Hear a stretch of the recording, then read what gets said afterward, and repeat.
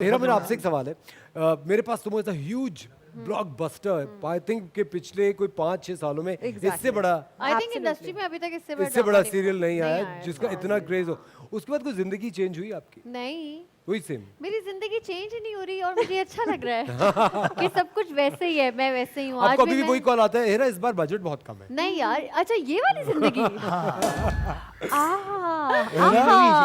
ये वाली तो बहुत चेंज हो गई है। अच्छा, thanks God. Thanks God. I think आपकी मेहनत, और मुझे लगता है कि बस वो ड्रामे मेरे, मुझे नहीं पता कि लोग देख लेते हैं और फिर वो कंसेक्यूटिव हिट्स हो गए सारे ना, वो जा तुझे माफ किया, जा तुझे माफ किया के साथ, तो शायद इसलिए माशाल्लाह। लेकिन जब मुझे याद है अच्छी तरह से, मैं पहली बार हिरा को मिला था, शादी पे मैं मिला था, मुझे एहसास नहीं था बिकॉज शी वाज सो शाय।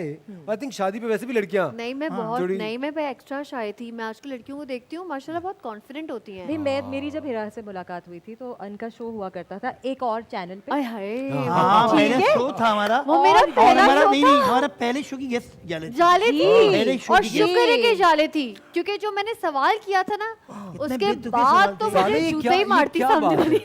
मैंने भी जब पहला शो किया यहाँ पे तो पहली गेस्ट जाले थी। थैंक गॉड कि अरे आप इतना available, you are a lucky buffering charm. होके अरे आप इतना अवेलेबल क्यों हैं शो पे? आप ये बस लकी चार्म, मैं लकी चार्म। सुनिए, मेरे ऊपर एक बार छाप Lucky लग charm। गई थी, मेरे पर एक दफा मेरे पर छाप लग गई थी कि मैं हर मॉर्निंग शो पे होती हूँ। लेकिन मैं ये बात रिपीट करना वो हम चाहूंगी टीपू को कहते कि थे कि जब वो मैं गई थी इनके शो पे और मेरी हिरा से मुलाकात हुई थी तो मुझे उधर ही समझ आ गई थी कि माशाल्लाह माशाल्लाह इनमें बहुत टैलेंट है और ये बहुत सारी चीजें और भी कर सकती हैं। गा भी सकती हैं, एक्टिंग भी कर सकती हैं, गाने से तो अभी हम सुनेंगे, गाने से सुनेंगे।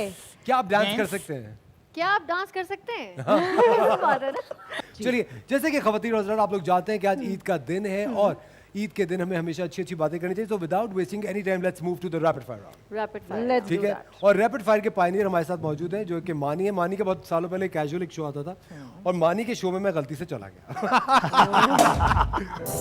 क्योंकि जो दोस्त आपको बहुत अच्छी तरह जानते हैं उनको तो सारे सवाल पता होते हैं, ठीक है। अब मानी वहाँ सवाल पूछते थे, मानी पे कैमरा होता था, मानी को इशारे कर रहा था, नहीं ये नहीं पूछो। असफर, ऐसा कौन सा सवाल होगा जिसका आप जवाब नहीं दे सकते? आई एम सो सॉरी, मैं बिल्कुल यकीन नहीं कर सकती। नहीं, वैसे वो बहुत लाइव शो आप घुमा फिरा सकते हैं, मुझे सब पता है। हाँ नहीं, लेकिन देखिए कोई अगर आपको फोन नंबर पूछो तो आप नहीं दे सकते। अच्छा गलत दे दो। आप दे सकती हैं। मैं तो हमेशा चलिए। अपने मियाँ का नंबर देती हूँ, हमेशा। अच्छा, एक बात है कि मानी के सवाल ऐसे होते थे कि अगला बंदा ऐसे रहता है कि थोड़ा सा स्पीचलेस कर देता है। यार एक मशहूर अब तो कुछ और है, पता नहीं क्या है वो, उनकी मुझे कॉल आई एक बार रात को ना, मैं अपने घर पे था शो के बाद, और उन्होंने मुझे सिर्फ 5 मिनट तो गालियाँ दी सीधी, और मैं कुछ समझ नहीं आया। मैंने कहा ये वही है, क्योंकि नंबर तो उन्हीं का आ रहा था बेसिकली।